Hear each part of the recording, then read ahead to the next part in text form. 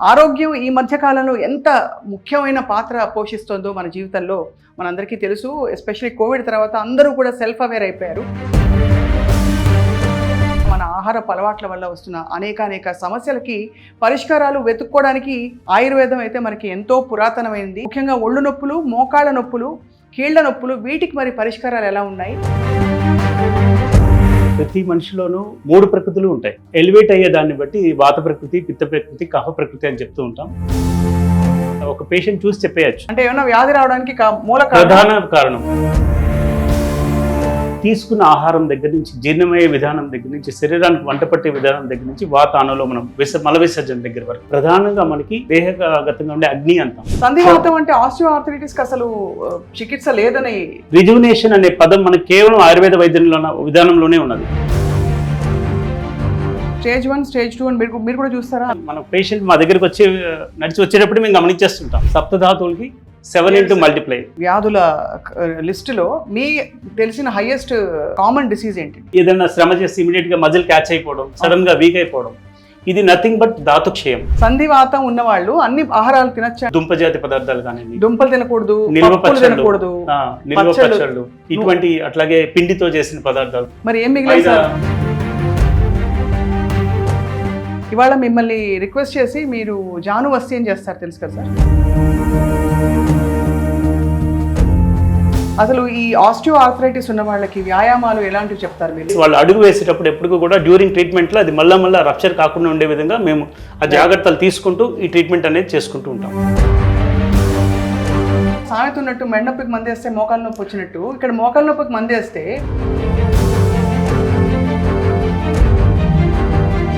But వాళ్ళ తైలాలు వాడడం వల్ల కూడా తగ్గిపోతుందంటారు. మీరేమంటారు? ఉన్న వ్యాధిని బట్టి ఆయిల్ సెలెక్ట్ చేసుకోవాలి. ఇప్పుడు ఆయుర్వేద పద్ధతిలో వైట్ రైస్ వద్దు, బ్రౌన్ రైస్, వైట్ షుగర్ వద్దు, బ్రౌన్ షుగర్, చిరుధాన్యాలే తినాలి ఇలా చెప్తారా? సంధివాతం ఉన్న వాళ్ళకి పర్టికులర్ గా మేము కొన్ని రెసిపీస్ కూడా చెప్తుంటాం. వాటిలో ఈ మటన్ లాంగ్ బోన్స్ ఉంటాయి. అందరికీ నమస్కారం. Welcome to healthy journey with me Swapna, exclusive గా మీ సుమన్ టీవీలో. ఆరోగ్యం ఈ మధ్య కాలంలో ఎంత ముఖ్యమైన పాత్ర పోషిస్తుందో మన జీవితంలో మనందరికీ తెలుసు. ఎస్పెషల్లీ కోవిడ్ తర్వాత అందరూ కూడా సెల్ఫ్ అవేర్ అయిపోయారు. జీవన శైలిలో వస్తున్న మార్పుల వల్ల వస్తున్న ఎన్నెన్నో సమస్యలు, కొంత డీజనరేటివ్ కండిషన్స్ కావచ్చు, మనం తినే ఫుడ్ వల్ల, మన ఆహారపు అలవాట్ల వల్ల వస్తున్న అనేక సమస్యలకి పరిష్కారాలు వెతుక్కోవడానికి అనేక సిస్టమ్స్ ఆఫ్ మెడిసిన్స్ మనం వెతుకుంటున్నాం. ఆయుర్వేదం అయితే మనకి ఎంతో పురాతనమైంది, మనందరికీ తెలిసిన మన విద్య అని చెప్పచ్చు. ఈ వైద్య విధానంలో ముఖ్యంగా ఒళ్ళు నొప్పులు, మోకాళ్ళ నొప్పులు, కీళ్ల నొప్పులు, వీటికి మరి పరిష్కారాలు ఎలా ఉన్నాయి తెలుసుకుందాం. All about Ayurveda today. చాలా స్పెషల్ ఎపిసోడ్ ఇది విత్ డాక్టర్ జీకే రెడ్డి గారు. ఇక్కడ శ్రీ విశిష్ట ఆయుర్వేద సెంటర్లో వారు కీలకమైన వైద్యులుగా ఉన్నారు. ఆయన ఎక్స్పీరియన్స్లో అసలు నిజంగా ఇవి తగ్గుతాయా, తాత్కాలికమా అని తెలుసుకుందాం. సార్ నమస్కారం. నమస్తే. సో మాకు తెలిసిన మిడిమిడి జ్ఞానం 3 ప్రకృతులు ఉంటాయి అందరికీ అని, వాత, పిత్త, కఫ. సో ఇప్పుడు అందరికీ కఫ ప్రకృతి ఉన్నట్టే కనిపిస్తుంది, ఎందుకంటే అందరు లావ్ అయిపోతున్నారు. మీరేమంటారు సార్? కఫ ప్రకృతి అనేది, దేహ ప్రకృతి అనేది ప్రతి మనిషిలోనూ 3 ప్రకృతులు ఉంటాయి. అది ఎలివేట్ అయ్యే దాన్ని బట్టి వాత ప్రకృతి, పిత్త ప్రకృతి, కఫ ప్రకృతి అని చెప్తూ ఉంటాం. ఒక్కొక్క ప్రకృతికి ఒక్కొక్క రకమైన లక్షణాలు ఉంటూ ఉంటాయి. రైట్. దాన్ని బేస్ చేసుకుని ఆ పర్టికులర్ వ్యక్తి యొక్క దేహ ప్రకృతి అనేది పుట్టుకతోటే వస్తుంది. జెనెటికల్ గా మనం ఏదైతే జెనెటికల్ ఫ్యాక్టర్స్ చెప్తూ ఉంటామో, పుట్టుకతోటే వచ్చే దేహ ప్రకృతి, వాళ్ళ దేహ దారుఢ్యం దగ్గర నుంచి, మజిల్ బెల్ట్ దగ్గర నుంచి, బోన్స్ దగ్గర నుంచి, అవన్నీ కూడా మనకి దేహ ప్రకృతి నేచురల్ గానే దేహ ప్రకృతి, వాత ప్రకృతి, పిత్త ప్రకృతి, కఫ ప్రకృతి నేచురల్ గా బై విజనింగ్ ద ఒక పేషెంట్ చూసి చెప్పేయచ్చు. అది నేచురల్ గా ఉండే పరిస్థితి, ఫ్రేమ్ బట్టి చెప్పే విధానం. అలా కాకుండా నాడీ పరీక్ష చూసి, అట్లాగే వాళ్ళకి వచ్చే రుగ్మతలను బట్టి మనం ఏ యొక్క ప్రకృతి ఎలివేట్ అయింది, ఏ యొక్క ప్రకృతి దూష్యమైంది, అంటే వాత పిత్త కఫాల్లో ఏదైతే దూష్యం చెందుతుందో, అంటే విషియేట్ అవుతుందో, అది రోగాలను కలిగిస్తూ ఉంటుంది మనకి. రైట్. సో వీటిలో ప్రధానంగా వాతం అనేది ఎక్కువ కీ రోల్ ప్లే చేస్తుంది. అంటే ఏమైనా వ్యాధి రావడానికి ప్రధాన కారణం అంటే మెయిన్ ఇక్కడ ఏమవుతుంటే కఫం పొంగు, పిత్తం పొంగు అంటాం. కఫ పిత్త 2 కూడా కుంటివి, అవి కదలలేవు. ఓకే. సో మెయిన్ వాటిని కదిలించి ఒక దగ్గర నుంచి ఒక దగ్గరికి తీసుకెళ్లి ఈ వ్యాధులు కదిలిచ్చే ప్రధాన లక్షణం ఉన్న దానికి, వాత లక్షణం ఉన్న వాళ్ళని మనం వ్యాధులు కలిగించేదానికి ప్రధానంగా వాత ప్రకృతి ఎక్కువైతే నొప్పులు వచ్చినాయి, ఈ వ్యాధులన్నీ రావడానికి అవకాశం ఎక్కువ ఉంటుంది. చిన్నప్పుడు ఇంట్లో చెప్పేవాళ్ళండి బవల్ మూమెంట్స్ అంటే మామూలుగా విరోచనం సరిగ్గా అవుతే ఆరోగ్యం బాగున్నట్టు ఒక కొలమానం. ఆయుర్వేదంలో కూడా ఫస్ట్ అడిగే ప్రశ్న అదే, ఏమిటి సార్ గట్ హెల్త్ అని ఇప్పుడు చెప్తున్నారు అందరూ. సో దానికి అసలు సంపూర్ణ ఆరోగ్యానికి ఏంటి కనెక్షన్? మెయిన్ వాతానులోమనం అని చెప్తాం. తీసుకున్న ఆహారం దగ్గర నుంచి, జీర్ణమయ్యే విధానం దగ్గర నుంచి, శరీరానికి వంట పట్టే విధానం దగ్గర నుంచి వాతానులోమనం, మల విసర్జన దగ్గర వరకు, వీటన్నిటిలో ప్రధానంగా మనకి ఎక్కువ కీ రోల్ ప్లే చేసేది మనకి దేహగతంగా ఉండే అగ్ని అంటాం. అగ్ని అంటే నథింగ్ బట్ ఎంజైమ్స్, శరీరగతంగా ఉండే వీటికి మనకి కీలకంగా జీవక్రియలో ఉపయోగపడే వీటన్నిటిని కూడా మనం మెటబాలిజం కి ఉపయోగపడే పరిస్థితుల్లో ఇవన్నీ కూడా హెల్ప్ అవుతూ ఉంటాయి. వీటిలో అగ్ని అని చెప్తాం. అగ్ని అంటే నథింగ్ బట్ డైజెస్టివ్ ఎంజైమ్స్. వీటిలో ప్రధానంగా టిష్యూస్ లో ఉండే అగ్నిలు వేరే ఉంటాయి, ధాత్వాగ్నులు అని చెప్తాం. అంటే రసము, యూజువల్ గా శరీరగతంగా ధాతువులతోటి శరీరం బిల్డ్ అయి ఉంటుంది. రసము, రక్తము, మాంసము, మేధస్సు, అస్థి, మజ్జ, శుక్రం, ఈ సప్తధాతువులు గతమైన శరీరం మొత్తం కూడా సప్తధాతువులతో నిండి ఉంటుంది. సో ఈ సప్తధాతువుల్లో ఇప్పుడు మనం డిస్కస్ చేస్తుంది ప్రధానంగా అస్థి ధాతువు అని చెప్తున్నాం. అస్థి అంటే ఎముకలకు సంబంధించిన వ్యాధులు, వీటిని సంధివాతం, వీటి గురించి. సంధివాతం అంటే ఆస్టియోఆర్థరైటిస్ అని చెప్పాలి. సంధివాతం అంటే ఆస్టియోఆర్థరైటిస్ కి అసలు చికిత్స లేదని, అంటే ఎక్సెప్ట్ అలోపతిలో వైద్య విధానంలో తప్ప అని, బట్ మనకి రకరకాల ప్రొసీజర్స్ మీరు చేస్తారు ఆయుర్వేదంలో. ఆస్టియోఆర్థరైటిస్ తీసుకున్నట్టయితే దీనికి చికిత్స లేదు. ఆయుర్వేదంలో కూడా మనకి సాధ్య రోగము, అసాధ్య రోగం అని చెప్తూ ఉంటాం. అంటే ఇది సాధ్యము, కృత్య సాధ్యము, అసాధ్యము. ఇది సాధ్యం, సుసాధ్యం అంటే ఈజీగా ట్రీటబుల్. కృత్య సాధ్యం అంటే కష్టంతో ట్రీట్మెంట్ చేయొచ్చు. అసాధ్యం అంటే ఇంకా అది ఎటువంటి పద్ధతిలో కూడా మనం ట్రీట్మెంట్ చేయలేము. సో అది ఏ విధమైన వైద్య విధానంలోకి వెళ్ళినా కూడా అది ఉంటుంది. కానీ మనం ఎర్లీగా రియాక్ట్ అయ్యి ఆయుర్వేద విధానం వైపు చూసినట్లయితే రిజునేషన్ అనే పదం మనకి కేవలం ఆయుర్వేద విధానంలోనే ఉన్నది. ఒక టిష్యూ లెవెల్లో మనకి కణజాలాన్ని మొత్తాన్ని కూడా మనకి రిజునేట్ చేసి అక్కడ మళ్ళా టిష్యూ మొత్తం, ఇప్పుడు ఎముక కానీ మృదులాస్థి కానీ, ముఖ్యంగా ఇక్కడ మృదులాస్థి అనేది బాగా యాక్టివేట్ అవుతుంది. ఆయుర్వేద పద్ధతిలో మనం చేసిన ఈ చికిత్సా విధానాల్లో సంధివాతం ఎగ్జాంపుల్ గా తీసుకున్నట్లయితే మృదులాస్థి అంటాం. అంటే కార్టిలేజ్ కానీ, కార్టిలేజ్ సపోర్ట్ గా ఉన్న జాయింట్ సపోర్టింగ్ టిష్యూస్ కానీ, ఇవన్నీ కూడా ఈ చికిత్సా విధానాల్లో అక్కడ ఉన్న క్యాపిలరీ సర్క్యులేషన్, ఆక్సిడేషన్, బ్లడ్ మంచిగా సప్లై అవ్వడం, అక్కడ లింఫాటిక్ డ్రైనేజ్ మొత్తం కూడా మొత్తం ఎలివేట్ అయిపోయి మొత్తం బ్లాక్స్ అన్ని క్లియర్ అయిపోయి రిజునేషన్ అనే పదం అనేది క్లియర్ గా స్టార్ట్ అవుతుంది. మృదులాస్థి స్ట్రెంగ్ అవడానికి అవకాశం ఉంటుంది మనకి ఇక్కడ. సో బేసిక్ గా అయితే మరి స్టేజ్ 1, స్టేజ్ 2 అని మీరు కూడా చూస్తారా? ఖచ్చితంగా. స్టేజ్ లో ఉంది వీళ్ళకి ఆస్టియోఆర్థరైటిస్, మోకాళ్ళ అరుగుదల ఖచ్చితంగా మనం గమనించవచ్చు. అంటే వాళ్ళు నడిచి వచ్చే విధానం, మన పేషెంట్ మా దగ్గరికి నడిచి వచ్చేటప్పుడు మేము గమనించేస్తుంటాం. అది ఎలా ఉంది, వాళ్ళ ఎలా ఉంది, నడిచే విధానం ఎలా ఉంది, కుంటున్నారా, లేకపోతే యూజువల్ గా ఈ అస్థిధాతుకు సంబంధించిన వ్యాధులు వచ్చే వాళ్ళు పర్టికులర్ గా నీ జాయింట్స్, వెయిట్ బేరింగ్ జాయింట్స్ కాబట్టి వాళ్ళు నడిచే విధానం యూజువల్ గా ఇట్లా నడుస్తుంటారు. ఒక కాలు ఇట్లా వేసి ఇట్లా వేసి, బాడీ ఫ్రేమ్ మొత్తం కూడా ఒక కాలు మీద వేసి మళ్ళీ ఇంకో కాలు మీద వెయిట్ వేస్తూ ఉంటారు. అది ఆబ్వియస్లీ వచ్చి చూసేటప్పుడు క్లియర్ గా అర్థమైపోతుంది. పేషెంట్ బై వాక్ క్లియర్ గా you can observe the condition of the patient. So అయితే చాలా వరకు ఈ మీరు వస్తీ అని చేస్తారు కదా, జాను వస్తీ, అది ఎన్ని సెషన్స్ చేస్తే తగ్గుతుందండి మామూలుగా? సో యూజువల్ గా వ్యాధి తీవ్రతను బట్టి వాటిలో మనకి గ్రేడ్ 1, గ్రేడ్ 2, గ్రేడ్ 3 వీటికి సంబంధించిన సమస్యలతో పాటుగా పేషెంట్ కి మనకి వాటికి అసోసియేట్ కండిషన్స్ కూడా చూస్తుంటాం. అక్కడ వాతధాతు క్షయం, వాతధాతు వృద్ధి ఎక్కువ అవడం, రఫ్నెస్ పెరుగుతుంది. అట్లాగే అస్థిధాతు క్షయం, అస్థి అంటే బోన్స్ లో ఉండవలసిన స్ట్రెంగ్త్ లేకపోవడం, అరుగుదల రావడం. సో వీటిలో ఉన్న డ్యామేజ్ పరిస్థితిని బట్టి ఆధారపడి మనం చేసే చికిత్సా విధానం ఎన్ని రోజులు అనేది డిసైడ్ చేస్తుంటాం. యూజువల్ గా మల్టిప్లై ఇంటూ 7, సప్తధాతువులకి 7 ఇంటూ మల్టిప్లై, 7 రోజులు, 14 రోజులు, 21 రోజులు, 28 రోజులు. అలాగే వ్యాధి తీవ్రతను బట్టి చికిత్సా విధానం కూడా అలానే ఉంటుంటాయి. మామూలుగా అంటే ఇప్పుడుండే జీవన శైలి వ్యాధుల లిస్టులో మీ తెలిసిన హైయెస్ట్ అంటే మోస్ట్ కామన్ డిసీజ్ ఏంటండి? ఆబ్వియస్లీ డయాబెటీస్, సంధివ్యాధులని. యూజువల్ గా ఇవాళ ప్రతి ఇంట్లో చూసినట్టు మనకు ఏజ్ తో సంబంధం లేకుండా, పూర్వం మనం చూసినట్టయితే అబౌవ్ 60 ఏజ్ గ్రూప్ లో మనం గమనించేవాళ్ళం నడుము నొప్పులు, మోకాళ్ళ నొప్పులు. ఇవి ఇవాళ చూస్తే 30s లోనే చూస్తున్నాం మనం. యూజువల్ గా ఈ జాయింట్ నొప్పులు కానీ, ఏదైనా శ్రమ చేస్తే ఇమీడియట్ గా మజిల్ క్యాచ్ అయిపోవడం, సడన్ గా వీక్ అయిపోవడం, ఇది నథింగ్ బట్ ధాతుక్షయం. ఇదేంటంటే పూర్వం ఉన్న ఆహారపు అలవాట్లు వేరు, ఇప్పుడున్న ఆహారపు అలవాట్లు వేరు.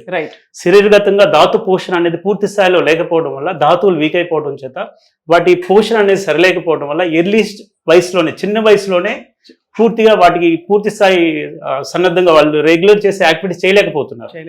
అది బాగా కామన్ అయిపోయింది. ఇప్పుడు అందరూ సెడెంటరీ, దానివల్ల ఆసనాలు వేయడాలు అవన్నీ చేసేవారు. ఈ వాత వ్యాధులే ఎక్కువగా ప్రాధాన్యత చెప్పొచ్చు మనం. సంధివాతం ఉన్న వాళ్ళు అన్ని ఆహారాలు తినచ్చా అండి, లేకపోతే ఏమన్నా ఆస్టియోఆర్థరైటిస్? ఇప్పుడు ఇందాక మనం ప్రకృతి గురించి డిస్కస్ చేసుకున్నాం. ఇక్కడ ఆ పాయింట్ వస్తుంది. అంటే దేహ ప్రకృతిని బట్టి వాటికున్న వ్యాధి ఏ దోషం అనేది ఆధిక్యంగా ఉంది దాని మీద ఆధారపడి వాళ్ళ ఆహారపు నియమాలు చెప్తూ ఉంటాం యూజువల్ గా దేహ ప్రకృతిని బట్టి. ఇక్కడ ప్రధానంగా కామన్ గా చెప్పుకోవాలంటే వాత వృద్ధి చేసే పదార్థాలు ఏవి తినొద్దని చెప్తాం. ముఖ్యంగా డ్రైగా ఉండే పదార్థాలు, బంగాళదుంపలు, రోక్షంగా ఉండే పదార్థాలు, తీక్షణంగా ఉండే పదార్థాలు అంటే బాగా ఘాటు ఎక్కువగా ఉండే పదార్థాలు, డ్రై ఉండే పర్టికులర్ గా మనకు దుంప జాతి పదార్థాలు కానివ్వండి, దుంపలు తినకూడదు, నిల్వ పచ్చళ్ళు ఇటువంటి, అట్లాగే పిండితో చేసిన పదార్థాలు, మరి మైదా, ఇవి కూరగాయలు, ఆకుకూరలు, పండ్లు అన్ని తినొచ్చు కదా, మిగతా చాలా ఉన్నాయి కదా, వీటిలో కొన్నే కదా అవాయిడ్ చేస్తున్నాం మనం. అంతే. అది కూడా వ్యాధి తీవ్రత తగ్గిన తర్వాత నిదానంగా వాటిని కూడా తీసుకునే విధానం మనం కొంత పరిగణలో తీసుకుంటూ పేషెంట్ ని బట్టి కొన్ని జాగ్రత్తలు చెప్తూ ఉంటాం మేము.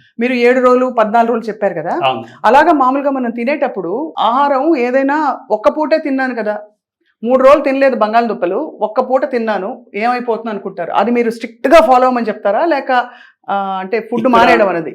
ఫస్ట్ ఆఫ్ ఆల్ మేము పేషెంట్ యొక్క దేహ అగ్ని, వాళ్ళ ఆహారపు అలవాట్లు, వాళ్ళ జీర్ణ వ్యవస్థ మీద ఆధారపడి ఆహారపు నియమాలు చెప్తూ ఉంటాం. ఫస్ట్ డే 1 ట్రీట్మెంట్ స్టార్ట్ చేసేటప్పుడే మనకి ఫస్ట్ వాళ్ళని అగ్నిని కరెక్ట్ చేసుకుంటూ ఉంటాం. దాన్ని బేస్ చేసుకుని ఈ పదార్థాలు ఏవైతే మనం నిషిద్ధం అని చెప్తామో అది వాళ్ళకి ఇచ్చే ఔషధాలకి ఎటువంటి సంబంధం ఉండదు. చాలా మందికి ఉండే అపోహ ఏంటంటే ఆయుర్వేదంలో అమ్మో వేడి చేస్తుంది, ఈ పదార్థాలు తినొద్దని చెప్తారు, పచ్చమి ఎక్కువ చెప్తారని చెప్తారు. కానీ ఏ సిస్టమ్ ఆఫ్ మెడిసిన్ వాడినా కూడా ఈ పర్టికులర్ పదార్థాలు తీసుకోవడం వల్ల ఆ వ్యాధి ముదురుతుంది. అవును. దానివల్ల మనం ఆయుర్వేదంలో ఫస్ట్ చెప్పేది ఏంటంటే మేము వ్యాధి కారణాలను దూరం పెట్టమని చెప్తాము. Causative factors you need to avoid first causative factors. Triggers ఏమిటంటే చూడండి, ట్రిగర్స్ ఫస్ట్ కాజిటివ్ ఫ్యాక్టర్స్ ఎప్పుడైతే దూరం జరుపుతామో వ్యాధి చేసే చికిత్స అనేది తొందరగా ఎఫెక్టివ్ గా ఉంటుంది, పేషెంట్ కూడా వ్యాధి నుంచి తొందరగా బయటికి రావడానికి అవకాశం ఉంటుంది. ఇవాళ మిమ్మల్ని రిక్వెస్ట్ చేసి మీరు జానువస్తి అని చేస్తారు తెలుసు కదా సార్? అవునమ్మా. అది ఒకసారి అంటే మోకాళ్ళకి చికిత్స ఎలా చేస్తారో చూడాలండి. పేషెంట్ కి ఆల్రెడీ జరుగుతుంది ఒకటి జానువస్తి, నేను ఇప్పుడు చూపించే ప్రయత్నం చేస్తాను. ఒక్కసారి పిండి చూడొచ్చా సార్? షూర్, ఖచ్చితంగా. ఇది పిండి, ఇది మాషధాన్యంతో చేస్తాం. మాషధాన్యం అంటే మినుములు అంటే బేసిక్ గా పెద్ద పెద్ద వడలు రెండు. ఇవి యాక్చువల్ గా నీ జాయింట్స్ మీద ఆయిల్ తోటి మధ్యలో ఆయిల్ వేసే విధంగా వీటిని ఫిక్స్ చేస్తాం అన్నమాట నీ జాయింట్ పైన. మినుములే వాడడానికి ఏమైనా కారణం ఉందా? అది మినుములు అనేది దృఢాన్ని ఇస్తుంది, అది యాక్చువల్ గా అబ్జార్ప్షన్ అవుతుంది మనకి, ఆయిల్ మధ్యలో వేస్తాం కాబట్టి. యూజువల్ గా మనకి ఎక్స్టర్నల్ గా చేసి ఈ థెరపీస్ కటివస్తి కానీ, గ్రీవవస్తి కానీ, మేరువస్తి కానీ, వీటిలో మనం యూజువల్ గా మాషధాన్యమే వాడతాం. అది వాడేది అంటే దాని వల్ల కూడా స్ట్రెంగ్త్ వస్తుంది. స్ట్రెంగ్త్ వస్తుంది, ఖచ్చితంగా వస్తుంది. అండ్ ఇది ఎంతసేపు వేడి నూనె మధ్యలో వేస్తారు కదా? అది పేషెంట్ పరిస్థితిని బట్టి, ఇక్కడ కూడా ఏమవుతుందంటే వాళ్ళ వ్యాధి తీవ్రతను బట్టి 20 minutes 40 minutes అట్లా చేస్తుంటాం, అవసరాన్ని బట్టి చేస్తుంటాం. ఇంకొన్ని ప్రశ్నలు sir before we go into the procedure. Actually అసలు ఈ ఆస్టియో ఆర్థరైటిస్ ఉన్న వాళ్ళకి వ్యాయామాలు ఎలాంటివి చెప్తారు? మీరు నడవచ్చా, వాకింగ్ చేయొచ్చా, వద్దంటారా, స్ట్రెచింగ్ చేసుకోమంటారా? ఇక్కడ ఫస్ట్ మనం జాయింట్ ప్రిజర్వ్ చేసుకోవాలి. జాయింట్ స్పేస్ ఎట్లా ఉంది, జాయింట్ స్పేస్ పూర్తిగా తగ్గిపోయి ఉందా, ఇంకొకటి డీవియేట్ అయిందా. యూజువల్ గా right and left, lateral side, medial side ఒక జాయింట్ ఇలా ఉన్నట్లయితే లేటరల్ అండ్ మీడియల్ సైడ్ కి ఇట్లా బెండ్ అవుతూ ఉంటాయి జాయింట్స్. అది ఎలా ఉంది, వాటి స్పేస్ ఏమైనా పూర్తిగా తగ్గి ఉందా, వీటి మీద ఆధారపడి మనం పేషెంట్ యొక్క ఆ మొబిలిటీని కరెక్ట్ చేసి ఫస్ట్ జాయింట్ కంఫర్ట్ గా మెయింటైన్ చేసే విధంగా సపోర్టివ్స్ ఇస్తూ ఉంటాం. సపోర్టివ్స్ అంటే మనకి యూజువల్ గా నీ బ్రేస్ అని చెప్పొచ్చు. ఇప్పుడు వాడుకగా మీకు అర్థం కావడం, ఇంతకు ముందు మనం బ్యాండేజ్ చేసేవాళ్ళం, మేము ఎక్స్టర్నల్ గా మనం బంధన చికిత్స అంటాం, ఎక్స్టర్నల్ గా బంధం వేస్తాం, దాన్ని మనం ఇప్పుడు బ్రేస్ అని చెప్పొచ్చు. టెక్నికల్ గా అర్థం కావడం కోసం చెప్తున్నాను.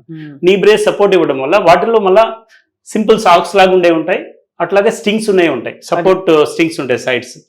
ఒకవేళ మనం జాయింట్ స్పేస్ మెయింటైన్ అవుతూ అది డివేట్ అవుతుంది, జాయింట్ అడుగు వేసేటప్పుడు అన్నట్లయితే ఖచ్చితంగా స్ట్రింగ్స్ ఉన్నాయి, సపోర్ట్ ఇస్తుంటాం.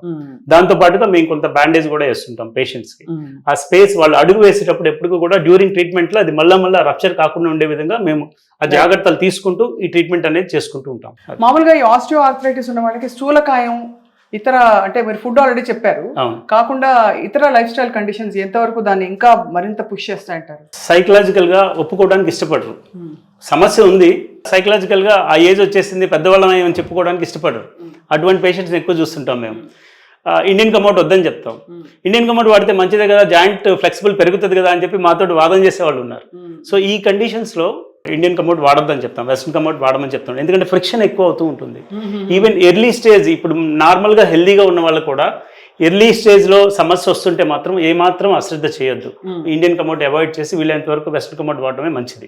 ఎందుకంటే రాను అది డ్యామేజ్ అవడం స్టార్ట్ అవుతూ ఉంటుంది. కానీ అదేదో సామెత ఉన్నట్టు మెడనొప్పికి మందేస్తే మోకాలు నొప్పి వచ్చినట్టు, ఇక్కడ మోకాలు నొప్పికి మందేస్తే ఇండియన్ కమోడ్ ఎంతో గొప్పదని చెప్పి అనాదిగా చెప్పుకుంటూ వచ్చారు. అది ఎంతవరకు అంటే ఎర్లీ స్టేజ్ లో అంతా హెల్దీగా ఉన్న వాళ్ళకి ఏం ప్రాబ్లం లేదు, ఫ్లెక్సిబుల్ అంతా చేసుకోవచ్చు. ఒక స్టేజ్ ఆఫ్ డ్యామేజ్ స్టార్ట్ అయిన తర్వాత మాత్రం అది అవాయిడ్ చేయాలి, ఖచ్చితంగా అవాయిడ్ చేయాల్సిన అవసరం ఉంటుంది. ఈ వస్తీ అంటే నడుము మీద చేస్తారు అండ్ అలాగే మోకాళ్ళకి చేయొచ్చు, షోల్డర్స్ కూడా చేయొచ్చు అండి.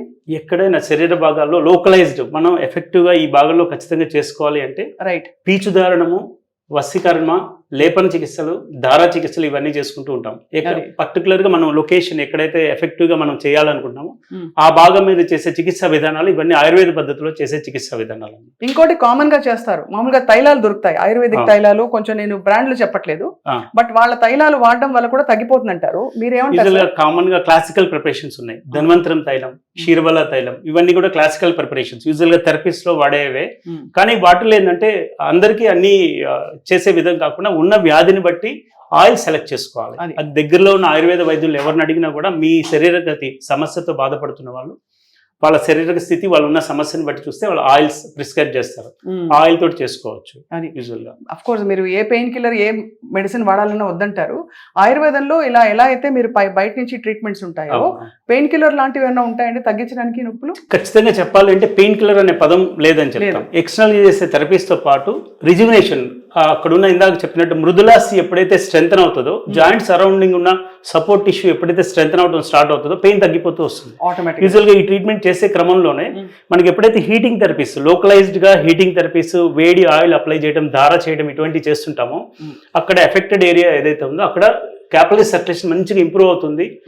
ఎక్కడైతే లింఫాటిక్ డ్రైనేజ్ బ్లాక్ అయిపోయి అక్కడ స్వెల్లింగ్స్ అయ్యి వచ్చేస్తుంటాయో అవన్నీ కూడా క్లియర్ అయిపోతాయి ఈ ట్రీట్మెంట్ లో. ఎప్పుడైతే అక్కడ పాత్ క్లియర్ అయిపోతుందో, సర్క్యులేటరీ సిస్టమ్ మొత్తం కరెక్ట్ అయిపోతుందో, వాతం అంతా కూడా అక్కడ నుంచి మూవ్ అయిపోతుంది, ముందు బాడీ కొంచెం ఫ్రీ అయిపోతుంది, ఫ్లెక్సిబుల్ వచ్చేస్తుంది. ఈ ట్రీట్మెంట్ లో జరిగేది ఫస్ట్ ఫ్లెక్సిబిలిటీ అనేది ఇంప్రూవ్ అవుతుంది. నిదానంగా స్టెప్ బై స్టెప్ ఎప్పుడైతే అక్కడ గుణం కనిపిస్తుందో నొప్పి కూడా తగ్గిపోతూ వస్తుంది patient. So doctor GK Reddy గారు, మీరు ఆయుర్వేదం ప్రాక్టీస్ చేస్తూ నిజంగా ఎంతకాలం మీరు ఎంతమందికి ఈ నొప్పులు దాదాపు తగ్గించేశారని చెప్పచ్చు? నెంబర్ చెప్పలేమండి, ఎందుకంటే లాస్ట్ ఆల్మోస్ట్ 2002 నుంచి ప్రాక్టీస్ చేస్తున్నాను నేను.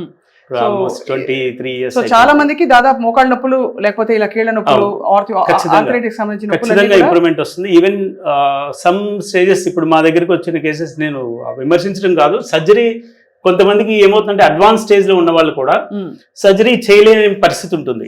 అనస్థీషియా ఫెయిల్ అవ్వడం కానీ, అనస్థీషియా చెకప్ లో ఫెయిల్ అవ్వడం కానీ, కార్డియాక్ ఇష్యూస్ కానీ, నెంబర్ ఆఫ్ ఇష్యూస్ ఉంటాయి. అటువంటి వాళ్ళకు కూడా మనం మళ్ళీ నార్మల్ స్థితికి తీసుకొచ్చి, అంటే వాళ్ళు రెగ్యులర్ యాక్టివిటీస్ చేసుకునే స్థితికి తీసుకురావచ్చిన పరిస్థితులు ఉన్నాయి. మంచి ఇన్ఫర్మేషన్ ఇచ్చారు. ఇప్పుడు మీరు మీ పేషెంట్ కి జానువస్తి థెరపీ చేస్తే ఒకసారి మేము కూడా చూసి నేర్చుకుంటాం. మినువుల పిండితో ఏం చేయబోతున్నారు? ఈ ఆయిల్ కంప్లీట్ హీట్ చేసుకొని హీట్ మెయింటైన్ చేస్తూ ఉంటాం అనమాట. ఓహో, ఈ కంటిన్యూ ఎంతసేపు చేస్తాం అంతసేపు హీట్ మెయింటైన్ చేస్తూ ఉంటాం ఈ ఆయిల్ని. మధ్య మధ్యలో ఆయిల్ కొంచెం తీసుకొని మళ్ళీ వెయిట్ చేసి మళ్ళీ దానిలో యాడ్ చేస్తూ ఉంటాం. అందులోంచి మళ్ళీ తీసి మళ్ళీ హీట్ చేసుకుంటారా? తీసి మళ్ళీ హీట్ చేసి మళ్ళీ ఇది చేస్తూ ఉంటాం. కొంచెం కొంచెంగా ఈ హీట్ అనేది మనం కంటిన్యూ మెయింటైన్ చేయాలి. హీట్ తగ్గుతున్నప్పుడు మళ్ళీ కొంచెం కాటన్తో తీసుకొని మళ్ళీ యాడ్ చేసుకొని దాన్ని హీట్ ఆయిల్ తీసుకొచ్చి మళ్ళీ దీనిలో హీట్ ఆయిల్ కొంచెం కొంచెంగా యాడ్ చేస్తూ ఉంటాం.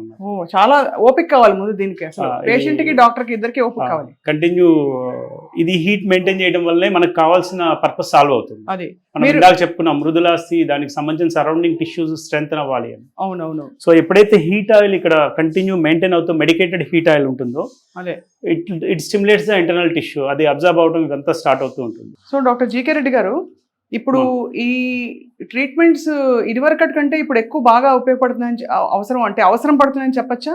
ట్రీట్మెంట్ ముందు ఉన్నాయి, ఇప్పుడు ఉన్నాయి. కాకుంటే ఏంటంటే ఇప్పుడు కొంచెం అవగాహన పెరిగింది.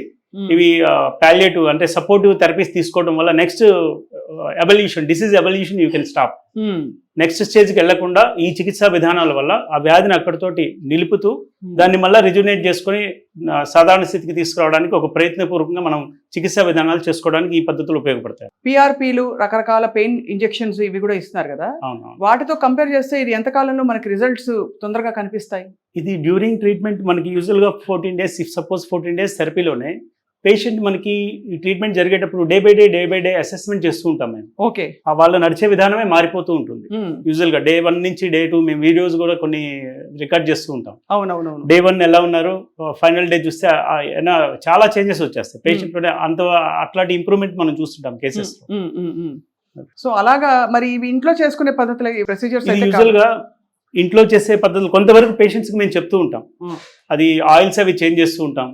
రెగ్యులర్ గా అందరూ ఇంట్లో చేసుకునే విధానం అయితే మనకి పర్టికులర్ గా థెరపిస్ట్ వీళ్ళు ఏంటంటే ఇది మనం ఇప్పుడు ఓన్లీ మీకు ఈ జానువస్తి అనేది ఒక ఆయిల్ వేయడం చూపిస్తున్నాం. అవును. దీనికంటే ముందు మనం పూర్వకర్మ ఉంటుంది. పూర్వకర్మ అంటే ఎక్స్టర్నల్ గా ఇవి ఉన్న టిష్యూస్ అన్ని కూడా మనం స్టిమ్యులేట్ చేసే విధంగా మసాజ్ టెక్నిక్ ఒకటి ఉంటుంది. ఓకే. అభ్యంగనం. అభ్యంగం మసాజ్ అనేది అర్థం కావడం కోసం వాడిన పదం నేను. ఈ అభ్యంగం అనేది జాయింట్స్ మీద చేసే అభ్యంగం డిఫరెంట్ గా ఉంటూ ఉంటాయి. అక్కడున్న మలినాలు ఏవైతే మనం వాతకరమైన టిష్యూస్ వాతం ఎక్కువ అవడం వల్ల డ్రైనేజ్ ఇదంతా ఈ సరౌండింగ్ టిష్యూస్ అన్ని కూడా స్పాజమ్ అయిపోయి గట్టిగా క్యాచ్ అయిపోయినాయో వాటిని రిలాక్స్ చేసే విధంగా చేసే చికిత్సా విధానం ఈ అభ్యంగం అనేది ఉంటుంది. లోకలైజ్డ్ అభ్యంగం. రైట్. లోకలైజ్డ్ అభ్యంగం ఇచ్చిన తర్వాత మళ్ళీ ఫర్మెంటేషన్ ఉంటుంది. హీట్ థెరపీస్ ఇస్తాం. కొన్ని మెడిసిన్స్ ని ఉడికిస్తూ కొన్ని రకాల ఔషధాలని బాయిల్ చేస్తూ వాటి నుంచి వచ్చి ఆవిరి పెడతాం ఈ పర్టికులర్ నీ జాయింట్స్ మీద. So it will get spasm relax. ఆ తర్వాత ఇవి జానువస్తి చేస్తూ ఉంటాం. దానివల్ల సంపూర్ణంగా రిలాక్స్ అవుతుంది. అట్ ది సేమ్ టైం రిజునేషన్ పద్ధతిలో కూడా చేస్తుంటాం. మామూలుగా కర్పూరము, యూకలిప్టస్ ఇవన్నీ కూడా ఔషధ గుణాలు, దానికి నొప్పి తగ్గించే లక్షణాలు ఉంటాయంటారు. మనం వాడే అన్ని బాంబ్స్ లో కూడా ఇదే కనిపిస్తుంది. ఖచ్చితంగా. కారణం ఏంటి? ఎక్స్టర్నల్ గా చేసే థెరపీస్ లో వాటిలో ఏంటంటే పెనిట్రేటింగ్ క్వాలిటీస్ ఉంటాయి. ఆయిల్ తీక్షణత్వం ఉంటుంది. మైక్రో లెవెల్ అబ్జార్ప్షన్ అనేది జరుగుతుంది ఆయిల్స్ వేయడం వల్ల. ఈ మైక్రో లెవెల్ అబ్జార్ప్షన్ ఉన్న తైలాల్లో మనకి పర్టికులర్ గా ఇవి గంధపూర తైలం అంటాం ఆయుర్వేద పద్ధతిలో. సో ఈ గంధపూర తైలం అట్లాగే అజ్వైన్ సత్వం మనకి మింట్ అని చెప్పొచ్చు మీకు అర్థం కావడం కోసం చెప్తాను. సో ఇవన్నీ కలిసిన తైలాలు ఏవైతే వాడతామో అది ఇప్పుడు మనం బేస్ ఆయిల్ ఉంటాయి. ఇందాక మనం డిస్కస్ చేసుకున్నప్పుడు అనుకున్నాం ధన్వంతరి తైలం, క్షీరబలం, అట్లాగే సహచరాది తైలం, ఇవన్నీ కూడా క్లాసికల్ ప్రిపరేషన్స్ కొన్ని ఉంటాయి. వాటిల్లో ఈ తైలాలు కూడా మిక్స్ చేసి వాడుకోవడం వల్ల మనకి పెనిట్రేషన్ ఎక్కువగా ఉంటుంది. క్విక్ రిలీఫ్ రావడానికి కూడా ఉపయోగపడుతుంది. మామూలుగా ఈ ఆయుర్వేద వైద్య విధానాన్ని నమ్మేవాళ్ళు చాలా బలంగా గట్టిగా నమ్ముతారు. దాంతో ఎంతో కాలం అయినా సరే ప్రయాణిస్తారు, ఓపిక పట్టి తగ్గించుకుంటారు. మధ్యలో కొంతమంది హైబ్రిడ్ అంటే అటు అలోపతి ఇతర వైద్య విధానాలు వాడుతూ వీటిని కేవలం కొన్నిటికి మాత్రమే ఉపయోగించుకుంటారు. వాళ్ళకు కూడా పనిచేస్తుందండి ఇది? ఖచ్చితంగా ఎవరికైనా పనిచేస్తుందండి. ఫస్ట్ ఆఫ్ ఆల్ ఇక్కడ ఒకటి ఏమవుతుందంటే మనం చికిత్సా విధానం ఏది తీసుకున్నా కూడా వ్యాధి మీద అవగాహన కల్పించుకోవడం అనేది నెంబర్ ఫస్ట్ పాయింట్. వ్యాధి అవగాహన కలిగిన తర్వాత కాజిటివ్ ఫ్యాక్టర్స్, ఆ వ్యాధి రావడానికి కారణభూతమైన పరిస్థితులు ఏంటి, కారణభూతమైన పదార్థాలు ఏంటి, వీటి మీద అవగాహన కల్పించుకుంటూ ఆ జాగ్రత్తలు తీసుకుంటూ చికిత్స తీసుకుంటే పూర్తిగా వ్యాధి నుంచి బయటికి రావడానికి అవకాశం ఉంటుంది. ఆయుర్వేదం చెప్పేది అదే మనం. సో ఇప్పుడు మరొక చాలా కీలకమైన ప్రశ్న, ఇప్పుడు పొల్యూషన్, కెమికల్స్, ఈ వాడకాలు ఎక్కువ, అడల్టరేషన్ ఎక్కువ అయిపోయి కూడా చాలా వ్యాధులు వస్తాయంటున్నారు కదా సార్. మీరు చూస్తున్న కామన్ లైఫ్ స్టైల్ కండిషన్స్ ఏంటి? ఇప్పుడు ఉదాహరణకి ఇలా కీళ్ళ నొప్పులు, ఇలా మోకాళ్ళ నొప్పులు, వీటితో పాటు ఇంకేమేమి చూస్తున్నారు? ఈ డయాబెటీస్ దగ్గర నుంచి తీసుకున్నట్టుదే మనకి ఈ యూజువల్గా అంతకుముందు మనకి సాంక్రమికంగా అంటే తల్లిదండ్రుల నుంచి వచ్చే వ్యాధులు కొన్ని ఉండేవి. ఈ రోజున అవి జెనెటికల్గా వచ్చే వ్యాధులు కాదు, లైఫ్ స్టైల్ డిసీజెస్ అయిపోయినాయి. మొత్తం కూడా జీవన విధానం వల్ల, జీవన సరళి వల్ల. ఇప్పుడు ఆహారపు అలవాట్లు తీసుకుంటే ఈ రోజు మనకు అన్ని కూడా పార్సెల్ ఫుడ్స్ అయిపోయినాయి.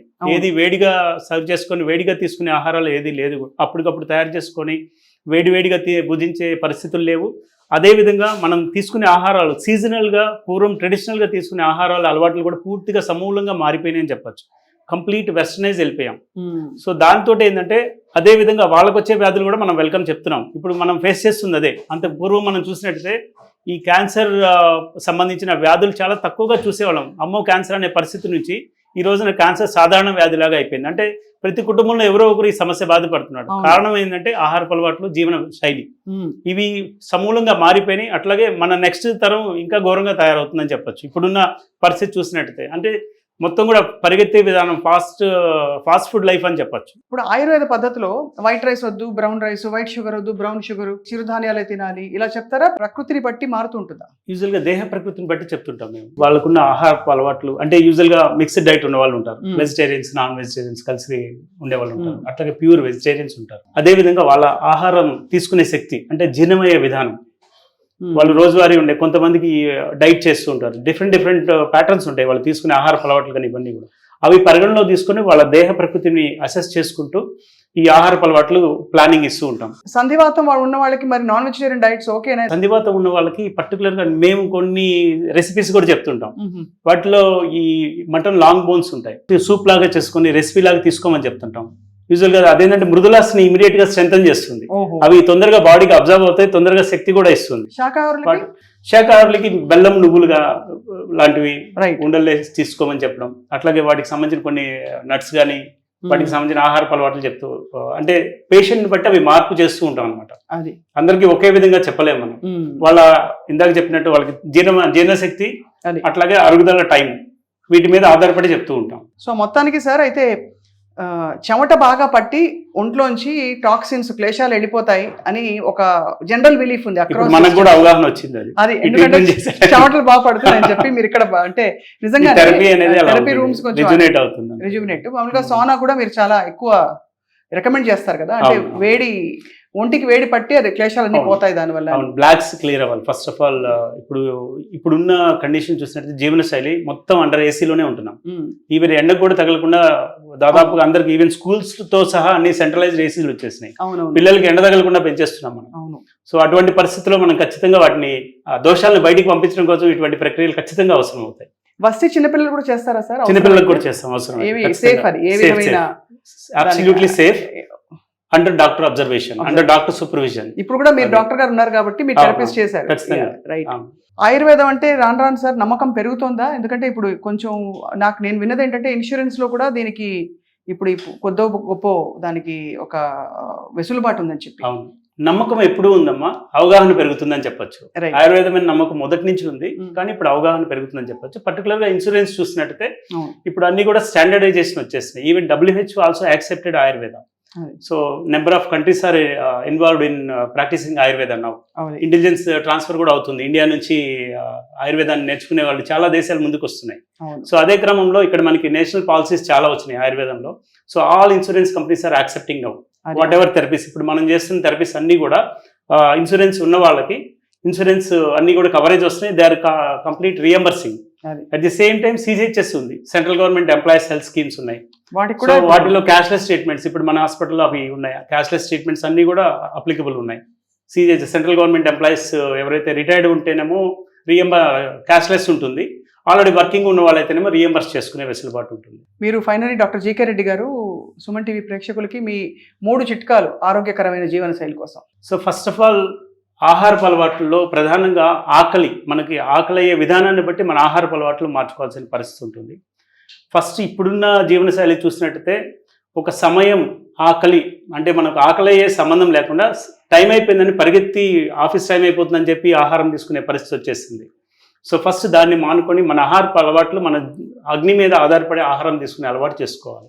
ఒకవేళ దాని మీద అవగాహన కల్పించుకోవడానికి దాని గురించి తెలుసుకోవాలి అనుకుంటే మీకు దగ్గరలో ఉన్న ఆయుర్వేద వైద్యులను కలిసినట్లయితే మీ జీవనశైలి, మీకున్న పరిస్థితులు, మీ బిజీ షెడ్యూల్ని బట్టి మీ ఆహారపు అలవాట్ల ఎట్లా అడాప్ట్ చేసుకోవాలి, ఏ పరిస్థితుల్లో ఏమేమి తీసుకోవాలి అనేది వివరంగా చెప్పడానికి అవకాశం ఉంటుంది. ఎందుకంటే కామన్గా ఇవాళ ఏ ఒక్కరికి ఒక పద్ధతి చెప్పడానికి లేకుండా ఉంది. ప్రస్తుతానికి మా దగ్గరకు వచ్చిన వాళ్ళని చూస్తుంటాం కదా, కామన్గా ఇది తీసుకోండి అని ఏ ఒక్కరికి కూడా అందరికీ ఒక గ్రూప్ ఆఫ్ పీపుల్కి ఒకటి కంటిన్యూ చేసి నేను చెప్పడానికి లేదు ఇవాళ ఉన్న పరిస్థితులను బట్టి. సో దానివల్ల అది ఎవరికి వాళ్ళు దగ్గరలో ఉన్న ఆయుర్వేద వైద్యులను కలిసినట్టయితే దానికి పూర్తిగా అవగాహన కల్పించుకొని చేసుకోవచ్చు. ఇంకొకటి శారీరక శ్రమ, ఫిజికల్ యాక్టివిటీ ఖచ్చితంగా ఉండాలి. ఏదో ఒక శ్రమ, walking or jogging or skipping or yoga, Surya నమస్కారాలు ఏదైనా కానివ్వండి, కనీసం ఒక 40-45 మినిట్స్ రోజు కూడా శారీరక శ్రమ పెట్టుకోవాలి. ఎంత బిజీ స్కెడ్యూల్ ఉన్నా కూడా. ఎందుకంటే జాయింట్స్ ఒక వయసు వచ్చిన తర్వాత మజిల్స్ కానీ మన జాయింట్స్ కానీ ఫ్లెక్సిబిలిటీ అనేది కొద్దిగా తగ్గుముఖం పడుతూ ఉంటుంది. దాన్ని మెయింటైన్ చేసుకోవాలి అంటే ఖచ్చితంగా మనం శారీరక శ్రమ ఖచ్చితంగా ఉంచుకోవాల్సిన అవసరం ఉంటుంది. And finally avoid mid night dinners చాలా కీలకం. సూర్యాస్తమైన తర్వాత ఆహారం వద్దని చెప్తాం ఆయుర్వేద పద్ధతిగా పరంగా మేము చెప్పేది. రైట్. సో వీలైనంత వరకు రాత్రి భోజనం తక్కువ తీసుకోవాలి. మిడ్ నైట్ డిన్నర్స్ మాత్రం కంప్లీట్ అవాయిడ్ చేసి శరీరాన్ని తేలిగ్గా ఉంచుకునే ప్రయత్నం చేయండి. చాలా మంచి విషయాలు, మౌలిక విషయాలు చెప్పారు. ఎందుకంటే circadian rhythm sunrise and sunset లో మాత్రమే తినాలని ఇప్పుడు బాగా మళ్ళీ వెస్ట్కి వెళ్ళి ప్రాచుర్యం పొంది తిరిగి వస్తుంది. బట్ చాలా ఈ అవకాశం ఇచ్చి మాకు ఈ జానువస్తి అనే ప్రొసీజర్ తో పాటు బోల్డ్ అనే విషయాలు ఆయుర్వేదం గురించి చెప్పినందుకు మీకు ధన్యవాదాలు డాక్టర్ జీకే రెడ్డి గారు. థాంక్స్. నమస్కారం.